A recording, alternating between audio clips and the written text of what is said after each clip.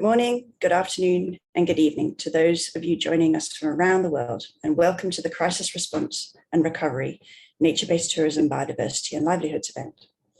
My name is Anna Spenceley, and I've been working as a consultant on sustainable tourism for the past 20 years.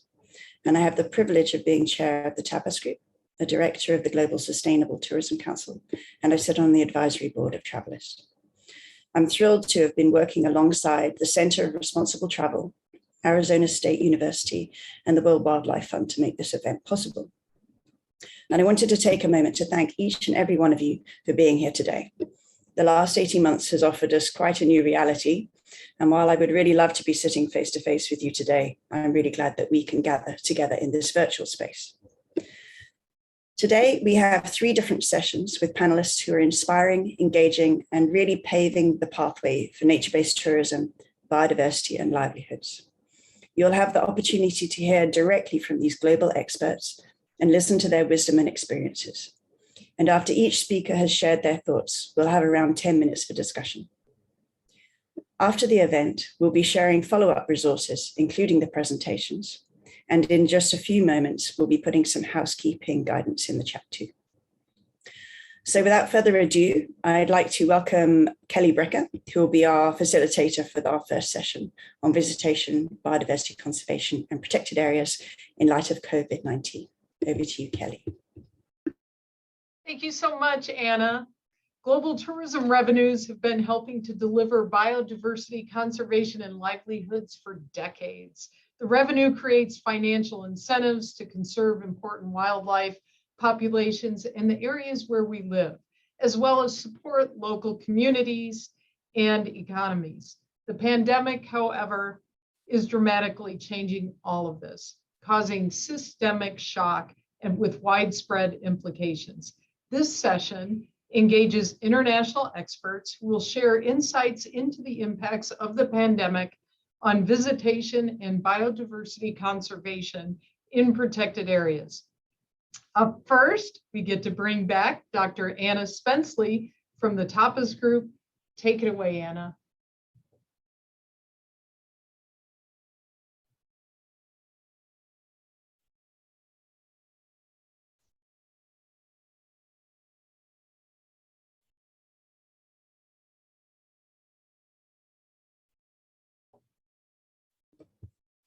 Okay, so I've been working for the last 18 months or so on a series of assignments to analyze the impact of COVID-19 on the tourism sector and look at its implications for conservation, livelihoods, and sustainability.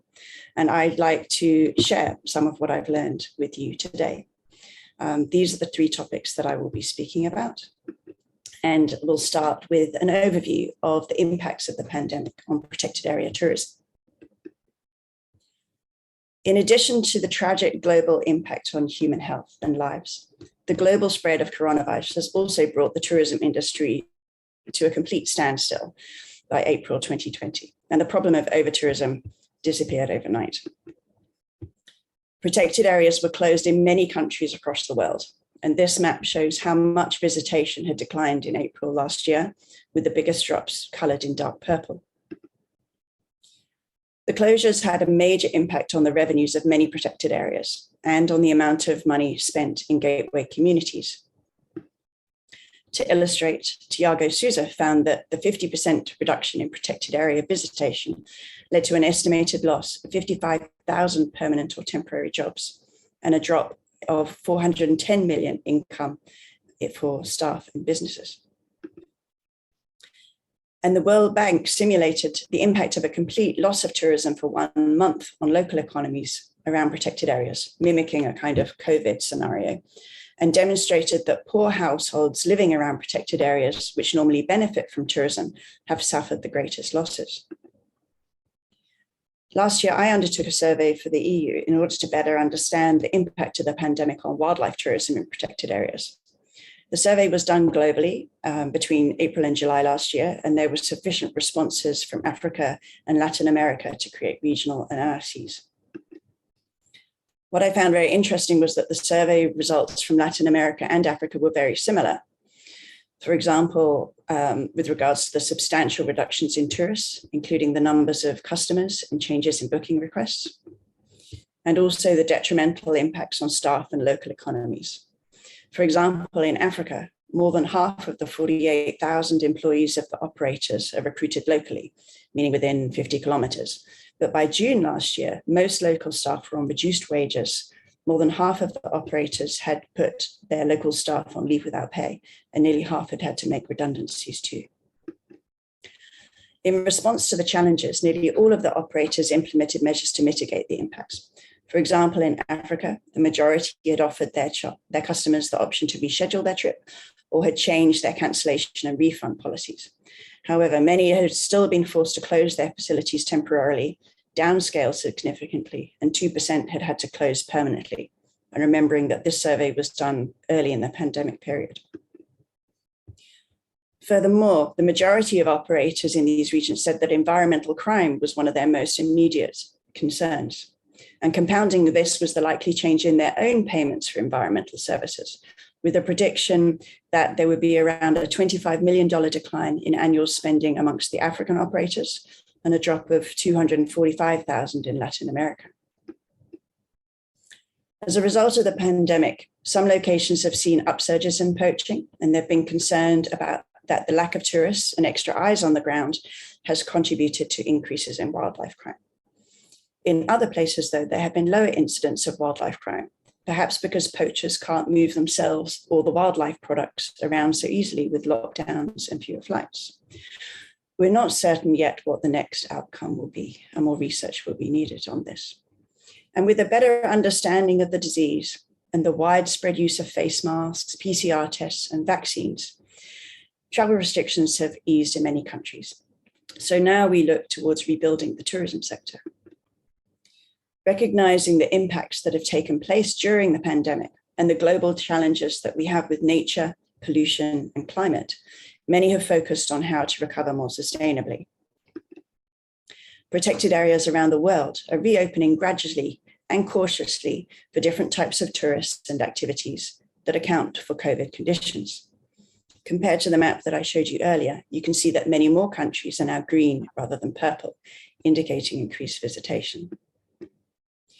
And SafariBookings.com has been conducting monthly surveys amongst the hundreds of operators it serves on its platform across Africa. Their research shows the dramatic change that took place from March to April last year and indications of improvement since May 2021. But we see that protected areas are taking vastly different approaches to tourism recovery. For example, in Machu Picchu in Peru, the World Heritage Site reopened after an 8-month closure, but will only permit now 675 visitors a day, which is around 30% of its previous limit. Meanwhile, in Indonesia, the government plans to establish a multi-million-dollar infrastructure development, which has local people and UNESCO concerned about the wildlife and local people. Then the Healthy Parks, Healthy People ethos has been around for some time now, promoting the health benefits of natural areas as an ecosystem service. An editorial essay from the World Commission on Protected Areas that was published last year emphasized the importance of protected and conserved areas in sustaining our physical and mental health, particularly under the stress of COVID-19. But in our rush to escape the confines of lockdown and get back outside, there's been a return to overcrowding, particularly where protected area managers haven't been prepared to manage the huge influx of new cohorts of visitors. These visitors have also left waste behind them, including single-use plastics, disposable barbecues, and face masks. And this is something that we'll be discussing in much more detail in the next session. We should also recognize that residents in gateway communities continue to face a dilemma. On one hand, they want to see tourists return so that they can recover their businesses and the jobs supporting tourism. But on the other hand, they're scared that visitors will bring the virus with them. And this is particularly concerning where healthcare facilities in developing countries are limited and where vaccination rollouts have been slow. To help support a sustainable, resilient, and regenerative recovery, there are needs for financial and technical resources. During the EU survey I mentioned, protected area tourism operators in Latin America and Africa were calling for a broad range of support. They were mainly seeking less than $250,000, with the majority seeking grants and around a quarter looking for debt with low interest repayments or flexible repayment terms.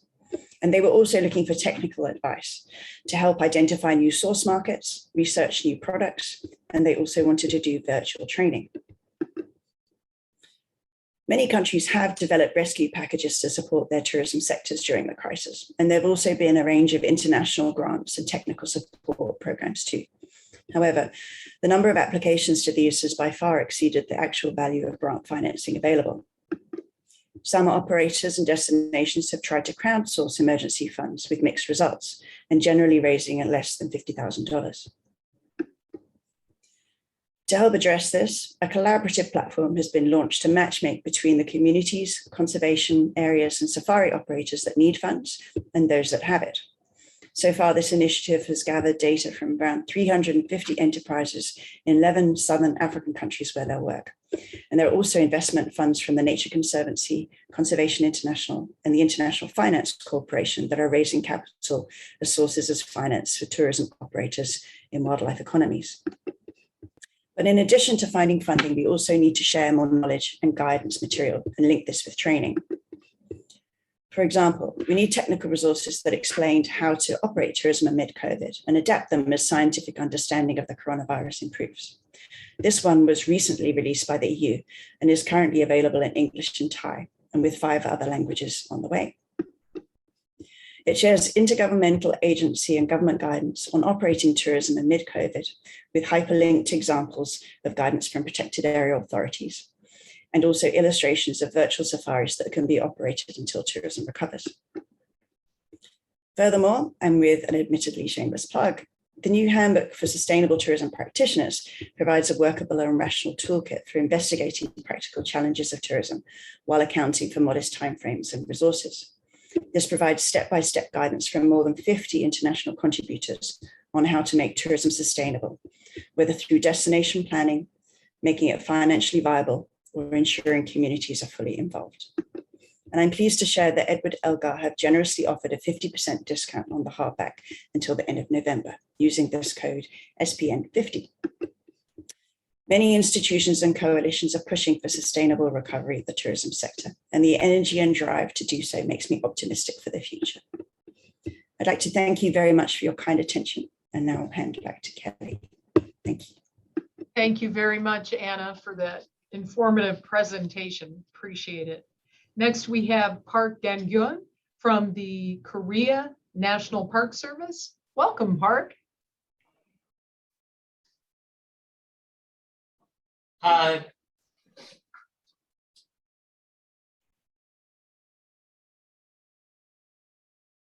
Hi, my name is Gang-eun Park. I work in Korea National Park Service.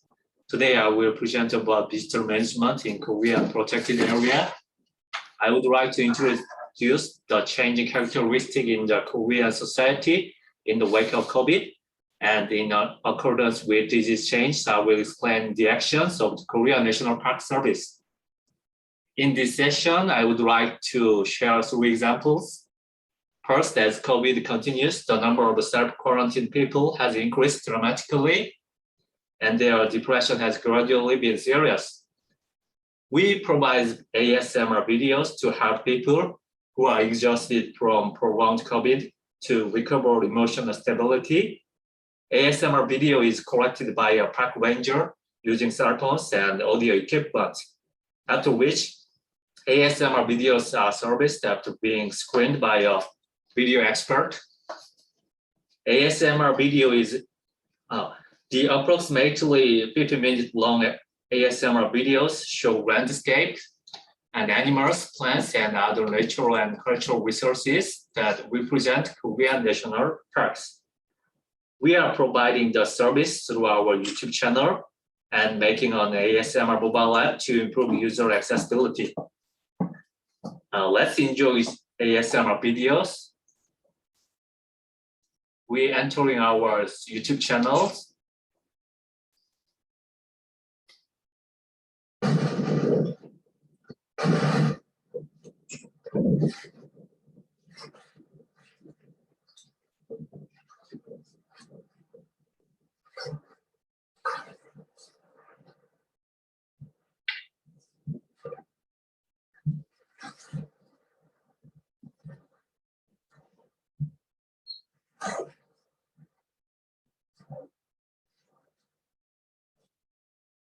This video is the sound of beach in Han류해상 National Park. The following video is the bell sound of Hwamsa Temple located in Jirishan National Park.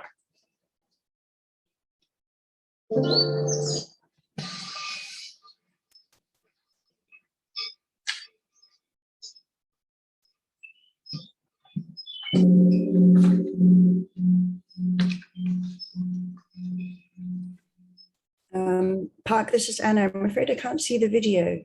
Are you able to share it on your screen, please?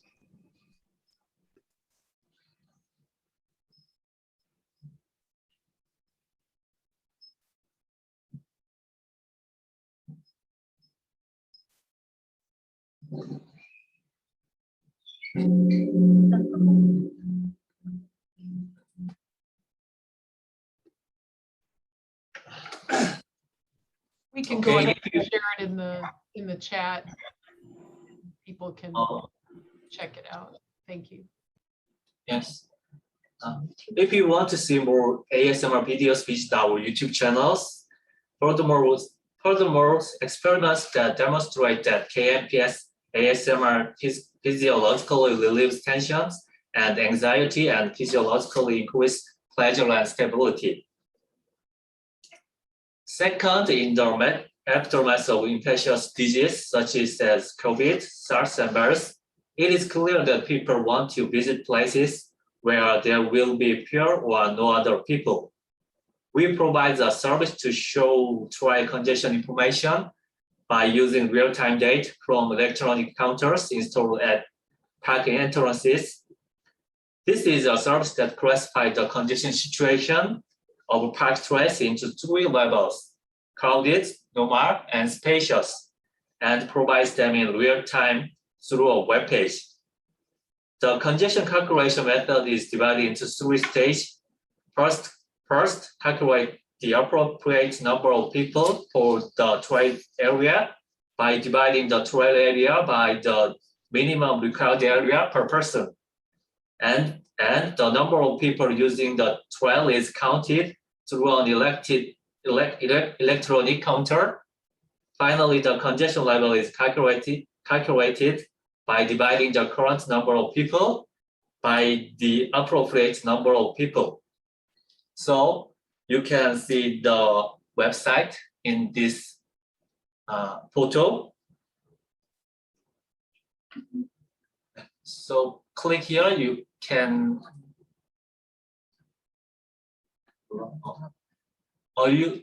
can you see this web page? I'm afraid not, but if you can post it into the chat, people will be able to access it later on. Thank you. We just see your slides.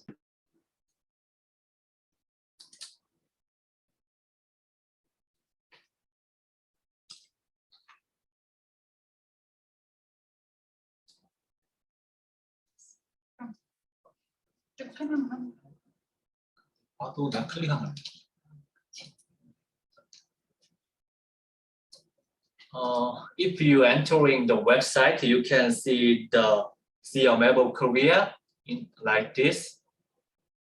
This one icon represents 1 national parks. The green icons are parks that is being serviced. Gray icons are parks that will be serviced next years. Currently, 8 national parks are in service, and it is planned to expand to 21 national parks next year. This icon is Bukhansan National Parks. It is located in Seoul, the capital of Korea. When you click, you can see the trail congestion information of the Bukhansan National Parks. It's the right photo you can see. This is the name of the trail, and you can see the real-time congestion level of trail is displayed in color. Crowded trails are displayed in red, normal trails are shown in yellow, and spacious trails are displayed in green. It is now 8 a.m. Korean time, so most of the trails are spacious. And if you click locations, like these icons, you can see the location of a trail. This service helps visitors to find the dispersed and uninhabited places. This service is launched this week. Third, the number of overseas travelers has decreased by more than 90%, but the demand for overseas travel is still there. What is the first thing you take when go abroad? Yes, your passport. When you enter a foreign country, an immigration officer put an entry stamp on your passport. Based on the concept of passport stamps, we plan to launch the KMPS stamp tour to divert the demand for overseas travel to national parks. To give the feeling of traveling abroad, we designed a passport that introduces 22 parks. In addition, we produce stamps with the characteristic of the park under the theme of wild animals and plants, historic sites, and natural landscape of national parks. Certificates and medals and weapons are given to those who have visited our 22 national parks to boost participation. 1 year after the stamp tour was launched, 80,000 people have participated and 5,000 people have visited 22 national parks.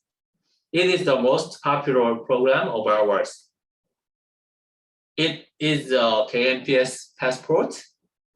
Like a real passport, individual information is written, including a passport number, a nationality, the date of birth, and the expiration date. It gives the feeling of a real passport. There's 1 minute remaining, please. To summarize what I presented, we launched new service to keep up with changing social trends after COVID pandemic, ASMR service to help exhausted people recover their emotional stability, dry congestion information service that enables visitors to know the congestion level of trails, and KMPS stamp tour to turn overseas travelers into national parks. Thank you. Well, thank you very much, Park. It's certainly refreshing to see the amount of technology used to help visitors understand where to go and what experience they'd like to have. So thank you for sharing that. That's quite interesting. Next, we have Dr. Karma Tshering from EcoCall Services. Welcome, Karma. Thank you.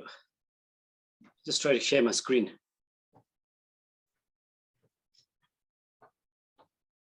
Can you see my screen? Yes, we can. It looks great. Okay, a very good morning from the foothills of the Himalayas, Bhutan. It's very early here, a little past 5. So I'm still yet to fully wake up. First of all, thank you to the organizers for giving me this opportunity to share some of my experiences from Bhutan. And as we know, we are going through a very unprecedented time.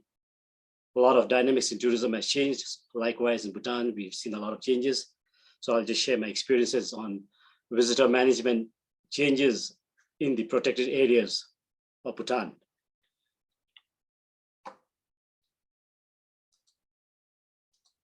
Sorry. Yeah, the outline of my presentation.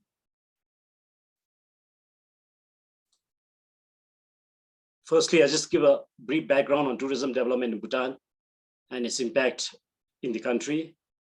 Then I'll just touch a little bit on brand Bhutan, and then tourism in the parks of Bhutan and the change in the visitor pattern. And finally, winding up with adapting to the changes and looking at future strategies for visitor management in the parks in Bhutan. Tourism in Bhutan started in the early 1970s with the guiding principle of high value, low impact, or as we say, low volume. This is a very cautious policy we followed. Why? Because the major attractions of tourism in Bhutan is mainly our unique, vibrant culture and the pristine natural environment, two very sensitive attractions to overcrowding in tourism. So we had to choose a very cautious policy. Over the years, through this guiding principle, Bhutan has proven to a large extent that small is big, especially when it comes to low arrivals of tourism. Tourism is one of the highest revenue generators in Bhutan. Our arrivals for 2019, before COVID started, has reached the highest of over 315,000 people, visitors, which is almost half the size of the population. And because of the economic benefits of tourism, it has attracted a lot of tour operators. Like for a small country like Bhutan, there are over 3,000 tour operators, close to 200 hotels, village homestays, guides. It is compulsory to take a guide when you come to Bhutan. And here, Bhutan, we have in 2019, over 4,600 guides, and handicraft shops, also over 300 handicraft shops. So a huge economic impact through tourism, and employment over to 50,000 people directly employed by tourism. So what makes Bhutan very special, brand Bhutan? As we know, in any sort of business, branding is so important. So brand Bhutan as a destination, Bhutan has captured the interest of many travelers to a large extent because of the attributes of brand Bhutan, which is basically, as I said earlier, the pristine state of the natural environment, over 72% forest cover, with a constitutional mandate to maintain 60% for all times, out of which we have over 51% of the country under protected area system. And Bhutan is highly applauded for being a carbon negative country. Then a vibrant, unique cultural heritage, mainly based on Buddhism, and a development philosophy based on gross national happiness, as opposed to the gross domestic product pursued by many countries. And lastly, the visionary kings and good governance and good leadership that Bhutan has. All these collectively has branded Bhutan as a very special country. So now getting into parks in Bhutan. This is the map of protected areas in Bhutan, a small country, out of which over half the size of the country falls under the protected area system. It consists of parks and biological corridors. Bhutan has taken a landscape approach to conservation. We have 10 protected areas, but in 1999, the government felt through the initiatives of WWF that the 10 protected areas in isolation is not ecologically viable.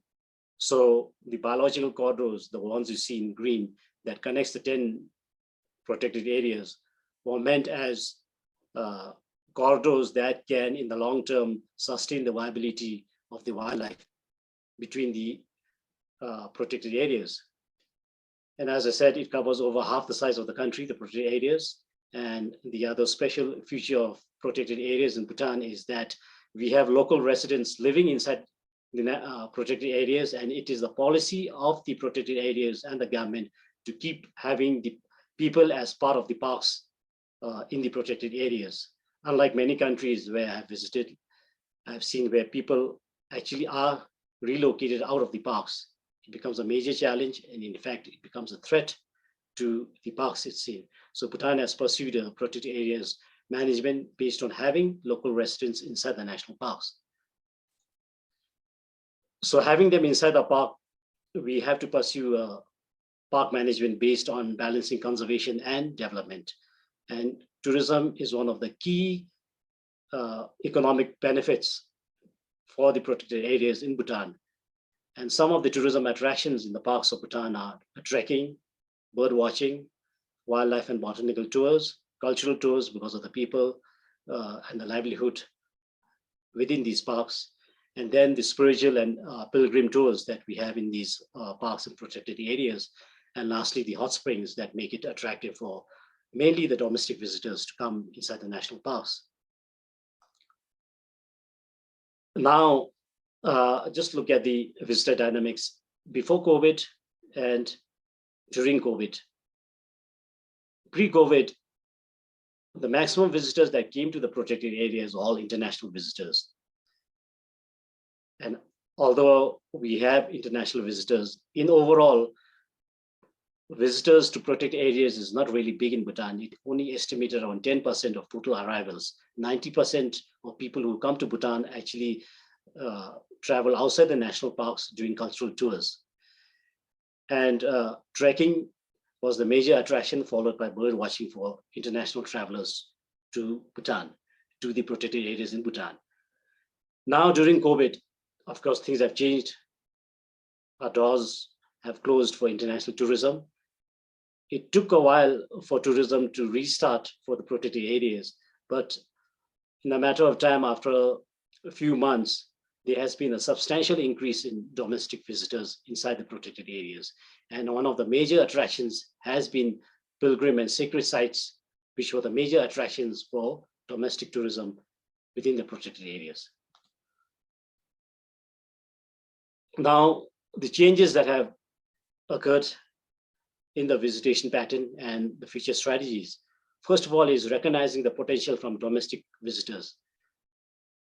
Prior to 2019, domestic tourism was hardly even thought about. Although there were travelers, few domestic travelers within the country, there are a lot of problems for them to travel because they did not have any tour operators who were focused in catering to domestic tourism. So now there has been a shift in focus by tour operators, developing tours to cater to domestic market. Initially, tour operators catered their tours only for international tourists.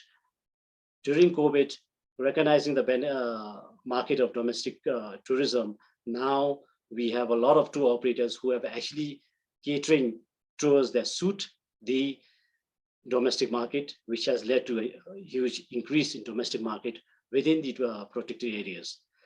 So when it comes to management in the parks, there's been now aligning visitor management strategies because of the initiation of the domestic tourism.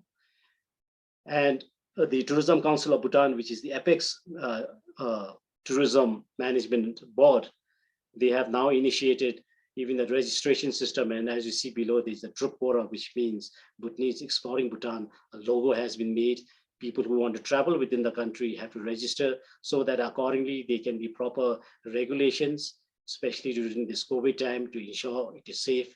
And in case of any outbreaks, people can be traced and accordingly safety measures can be put in place. So we have 1 minute left, Karma. Thank you. The other benefit for domestic tourism is that we promote tourism in parks to instill people's interest for conservation. Until now, we have been doing that mainly through international tourists who come to Bhutan, appreciate Bhutan's conservation efforts and go back to Bhutan. But with domestic tourism, we have people within the country who understand, become more aware of the conservation attractions, and it instills them, influences them and instills interest in them to protect the national heritage of Bhutan through this change in the visitor dynamics. So this is my brief presentation on the changes of tourism pattern in Bhutan, visitor pattern in Bhutan. So thank you very much to all who are listening, and have a good day. Thank you very much, Karma. We appreciate learning about the visionary qualities of Bhutan, and as well as the adaptations that have been made during COVID. Next up, we have Andy Thompson from the New Zealand Department of Conservation. Welcome, Andy. Kia ora tātou e hui mai nei, e tēnei rā, tēnā koutou, tēnā koutou, tēnā koutou katoa. My name's Andy Thompson. I work for the Department of Conservation in New Zealand. Real pleasure to be with you today. Karma, I've been a huge admirer of Bhutan and your approach to tourism. Congratulations. And Anna, some great trends there in Park. I love your technology on crowding. That's fantastic. I think we're going to see some reoccurring themes today, but I'm going to show you what the impact of COVID has been in Aotearoa, New Zealand. And to be honest, it's given us a huge opportunity to rethink tourism, which is pretty exciting. I am going to just briefly mention some of the images as we go through the presentation. This image is of Aoraki Mount Cook. It's our highest mountain in New Zealand, not high by world standards, certainly not by Bhutan standards, But it's a very spiritual mountain, like many places around the world, and it's also one of our national parks. In fact, it's not too far from where I'm sitting now and is within the region that I work in.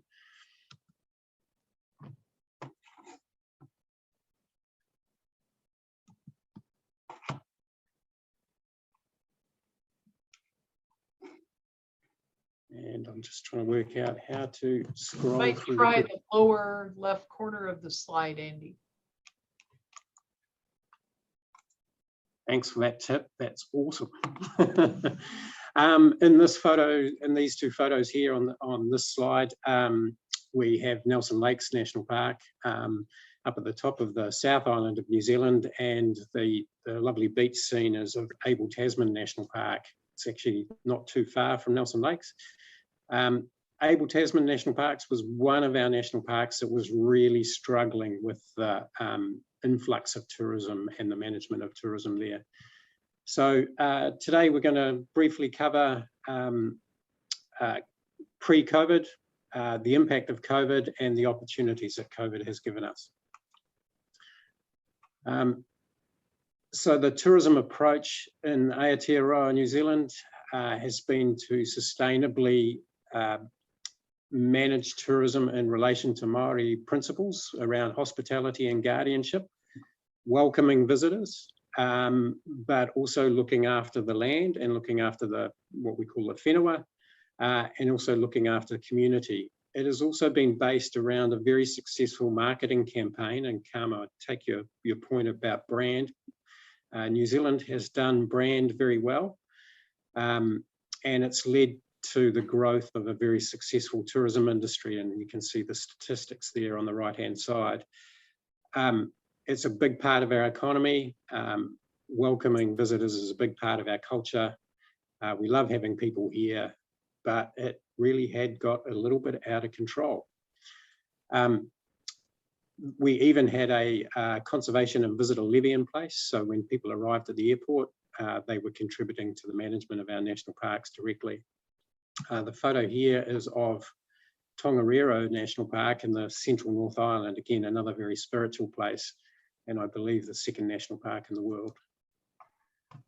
So the impact of COVID is we went from 3.9 million visitors. Bear in mind, New Zealand only has about 4.5 million people, down to 0 international visitors, $6 billion hole in the economy. And like many places, the government here made the decision to prop up a number of strategic businesses, iconic businesses in the tourism sector. And like many places in the world, we saw an enormous surge in New Zealanders wanting to get out there and experience their national parks and do their walks. And in fact, we have an online booking system for what we call our 10 great walks. And one of those great walks sold out within 15 minutes, which was more popular than some of our rock concerts. But as I've sort of alluded to, some of our marketing and some of our reality were a little bit different. So quite a few reviews were undertaken prior to COVID and during the COVID space. And it became clear in New Zealand that we were losing the social license to operate large volumes of tourists in our precious national parks. The quote there on the screen is from a Parliamentary Commissioner for the Environment who did an independent review on how tourism is being managed. It was right around COVID when it hit, and I can't help but smile at a politician that makes a pretty abrupt statement such as that. So that's given us, in short, the opportunity to rethink and reset tourism. That's been reflected in our tourism strategy, and sorry, I hate talking about strategies during presentations. The key thing I wanted to draw your attention to here, though, is that first of all, at the top of the strategy document is the Department of Conservation's logo. So we were there drawing up the tourism strategy along with the tourism industry, and that's the first time in New Zealand that's happened. And the environment is really being put first. environment and community. And what we're seeing is a genuine change to understanding that tourism is a tool to achieve environmental and society outcomes and economic outcomes. It's not a means and an end in itself. And that's something Bhutan has understood for a long, long time. Finally, we're catching up in New Zealand. So how is that playing out on the ground? I've got 2 case studies, which I'm going to briefly flick through because it's pretty hard work on the ground to change the direction of your tourism industry when you have a whole lot of infrastructure built around that. Milford Sound, Piopiaotahi, probably our biggest tourism attraction. It's in Fiordland National Park at the bottom of the South Island. And they're taking quite a ground up approach to looking at things there. There's been, it's had around 1.2 million visitors per annum, and that's been growing rapidly. They're looking to, currently you can drive to Milford Sound. They're looking at ending driving, and there'll be a centralised transport system, carbon neutral, charging visitors based on the value of the place. In New Zealand, you don't pay to get into national parks, but we're looking at some places where we might be able to do that in the future. Prohibiting cruise ships, a good bold move. There's over 100 cruise ships that visit Piopiaotahi. Closing down an airport that's in the Sound, because it's one of the first things that you see when you get to the Sound is an airport, and that's not why people come. Introducing new government and management structure for the area. At the moment, the management structure for the area is very much based around the tourism industry and not around conservation or Indigenous people. And building a world-class cable car to reach higher elevations. Now, there's a safety reason for that. There is significant earthquake risk in this site, and getting people higher is seen as one way of mitigating impacts. The second area I wanted to touch on is an area that I'm directly responsible for managing. I'm fortunate enough to manage an area called Banks Peninsula in New Zealand. In Banks Peninsula is the stronghold for this amazing little Hector's dolphin. It's a dolphin that's about 1.5 meters in length. You can see it's got a Mickey Mouse shaped ear for its dorsal fin. They're extremely playful little dolphin, but they are unique and they're endemic.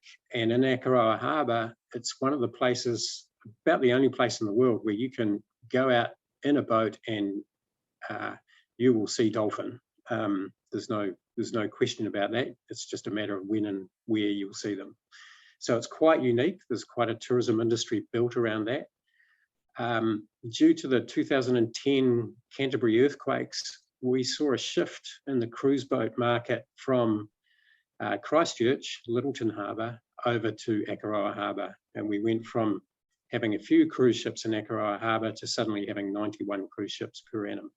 It's quite a shallow harbour, it's not huge. And the effect of those cruise ships is where they can't, they have to moor, so they can't berth, means that they've got their thrusters on the whole time and they are producing noise. There is speed 1 minute impact. left, Andy. Thank you. Thank you. Speed impact from boats and also damage to the sea floor. Post-COVID, there's no cruise ships, they've all gone away. And we're down to about 20 trips to view dolphins per annum by the local tourism operators. My final slide shows the results of a long-term study where we've actually been able to track how dolphins use the harbour, and the picture up the top, or the graph heat map up the top there, shows how dolphins are moving further and further out of the harbour. That's a huge concern to us. Pushing, a rare animal out of its habitat is something that has to be taken significantly. We think the cruise ships, as well as the tourism industry, as well as the recreation boaties, have had a part to play there, and we've got to make some big changes because of that. So I've been working with the tourism operators directly to bring about some of those changes. And finally, I'm just saying kia ora. I've got a picture of a moorpork owl there. And the mōpō gal there is to keep an eye on things, because these are challenging situations and great opportunities, but we need to keep an eye on things. Kia ora. Great. Thank you very much. Thank you to everyone for your insights and the implications of the pandemic on visitation in protected areas across the world. And it's really fascinating, Andy, to hear that some parks have become more popular than rock concerts in New Zealand, and great to see that technologies and approaches being used in Korea and Bhutan. So we've had a couple of questions already in the Q&A, and we'll dive into those now. So I'd like, yep, great, I can see the panel. Awesome. So a couple of questions have already been answered in the Q&A. And now there's a question for Park in Korea, please. And the question is, what type of geospatial platform was used to develop the trail congestion observation system in Korean national parks? Thank you. If you could unmute and answer, please.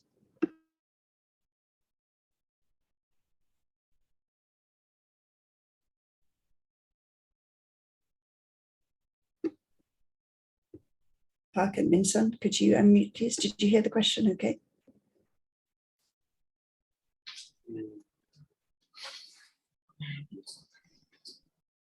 So Anna, could you repeat the question once again? Certainly. The question is, and you can see it in the Q&A chat if you have that open too. The question is, what type of geospatial platform was used to develop the trail congestion observation system in the Korean national parks? I understand you question about the area and trail area. We can have a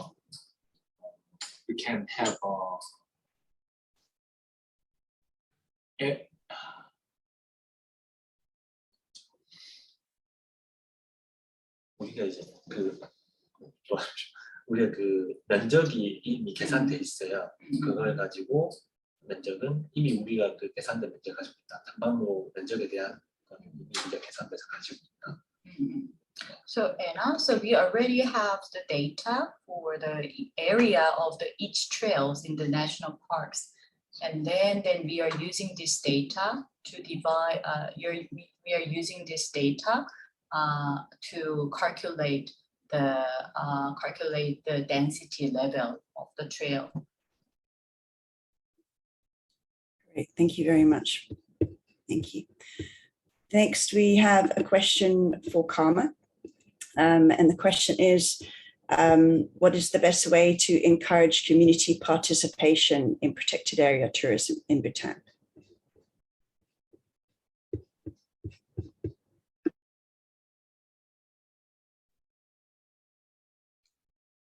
Sorry, first I got to unmute myself. Yeah, what's the best way to encourage community participation? As I said earlier in my presentation, Bhutan's got to pursue a protected area management based on conservation and development, because we have people living inside. So one of the best ways to pursue community participation is one of the fundamental aspects of conservation, that is pursuing an incentive-based conservation. There has to be incentives for communities to support conservation. For travelers, yes, there's an incentive. They are attracted to the sites, attractions there, so they travel. But for the residents, they got to have incentives to participate in tourism. So for them, yes, the benefits that come from tourism.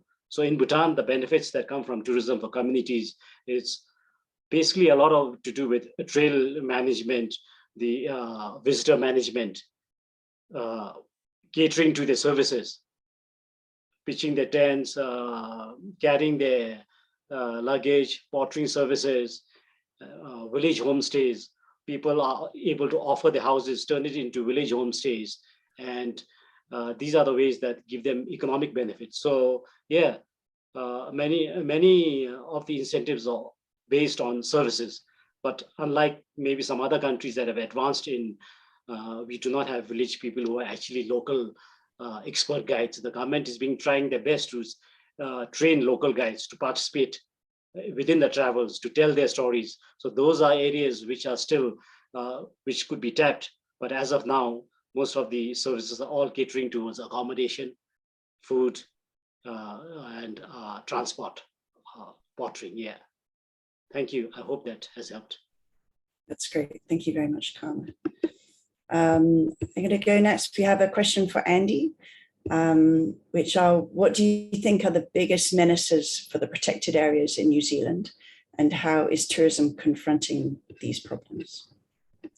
Yeah, this is a really good question. Our biggest menaces in New Zealand are invasive weeds and pests, by far dwarf any other issue that we deal with. And unfortunately, we spend most of our time as rangers trying to deal with those invasive weeds and pests. We have a unique movement in New Zealand called Predator Free 2050. So we're aiming to have the whole community, tourism industries, all on board with helping us achieve that approach. And we're seeing some remarkable changes. And we know that when we remove the pests, we get amazing spring back with our biodiversity. So the tourism industry is definitely in their boots and all as part of that. And the real rhetoric around tourism in New Zealand at the moment is a word that Anna used in her presentation. It's all around regenerative tourism. So yeah, expect a lot more in that space. I see there's another question there around price elasticity and market testing for international visitors. That's another really good question. And I think what happened is pretty much there've been a lot of studies and a lot of indications that people were willing to pay, but hadn't been a lot of action until about 3 or 4 years ago. And at that time, two things happened.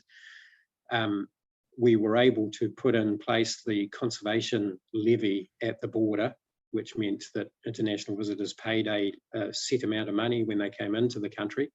And that went to local government and also to the Department of Conservation to fund infrastructure to manage tourism pressures.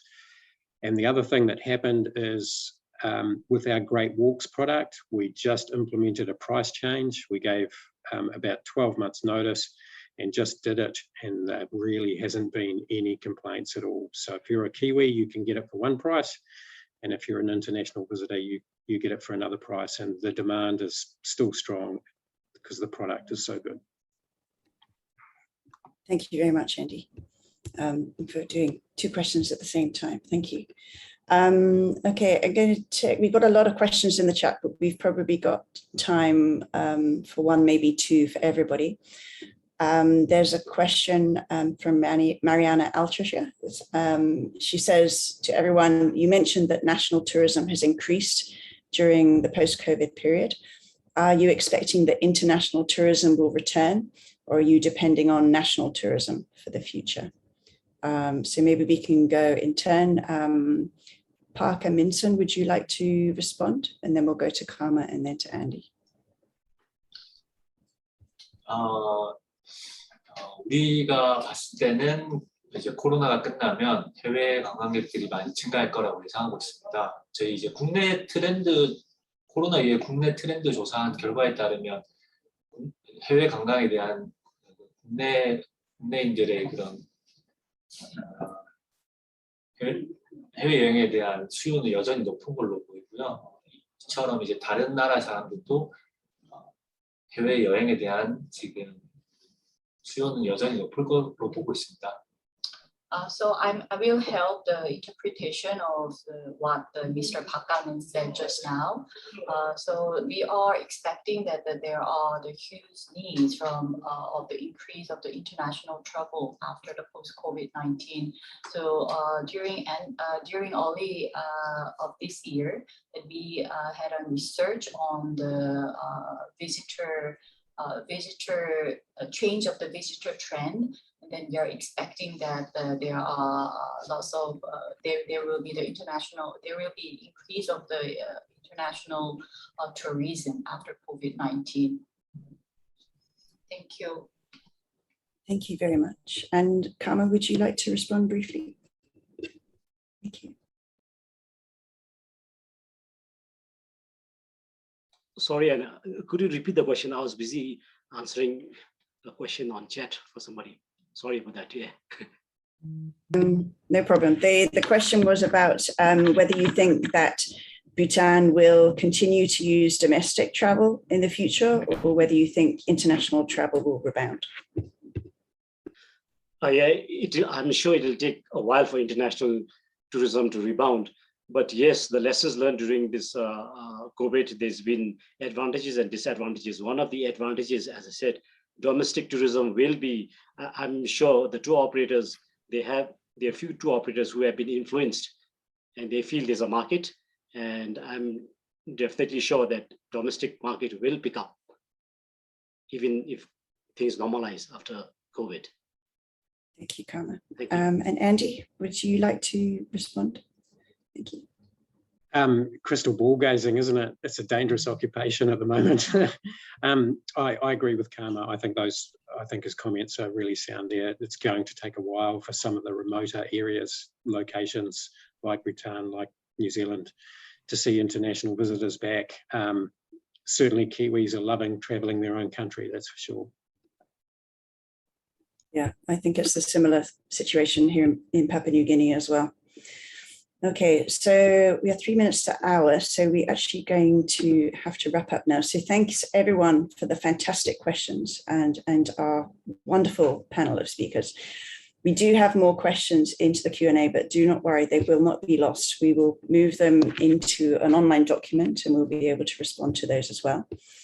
So now that we are out of time, we're going to move to our next session, which will be on the resurgence of over-tourism in protected areas in crisis. And this will follow up on some of the issues we've been discussing here, and it will be facilitated by Jim Sano. You can stay on this Zoom link for the next session. Thank you, everyone.